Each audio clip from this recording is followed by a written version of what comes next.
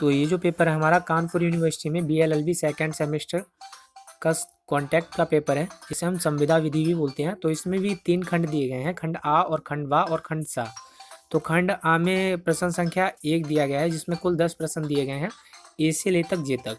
तो इन 10 प्रश्नों को करना अनिवार्य है और एक प्रश्न के लिए कुल 4 अंक निर्धारित किए गए हैं।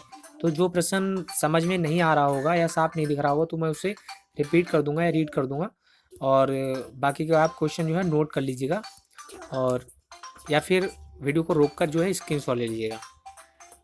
तो ये हमारे प्रश्न संख्या ए में कुल जे तक क्वेश्चन दिए गए थे। अब खंड बा में देखते हैं हम। तो प्रश्न संख्या 2 से लेकर 5 तक प्रश्न दिए गए हैं। तो इनमें कोई 2 प्रश्न करने अनिवार्य हैं जो आपको उचित लगे। तो एक प्रश्न के लिए कुल 15 अंक निर्धारित किए गए हैं। तो प्रश्न संख्या 2 में देखिए क्या दिया गया है कि क्षतिपूर्ति की संविदा के आवश्यक तत्व बताइए।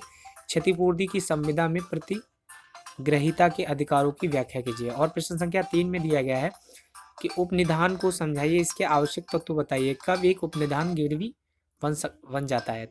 इसी तरीके से प्रश्न संख्या 4 दिया गया है और प्रश्न संख्या 5 और सेक्शन सी दिया गया है जो खंड सा बोलते हैं हम जिसे।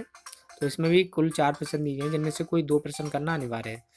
तो इसमें भी एक प्रश्न के लिए 15 अंक निर्धारित किए गए हैं, प्रश्न संख्या 6 से लेकर 9 तक में। ठीक है।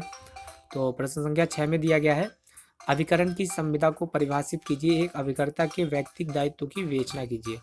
इस तरीके से प्रश्न संख्या 8 दिया गया है हमारा, फर्म की संपत्ति से आप क्या समझते हैं, फर्म के विघटन के विभिन्न तरीकों की विवेचना कीजिए।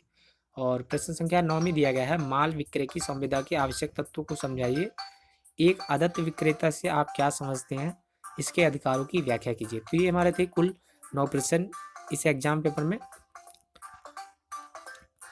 तो वीडियो को पूरा देखने के लिए बहुत बहुत धन्यवाद। जय हिंद, जय भारत।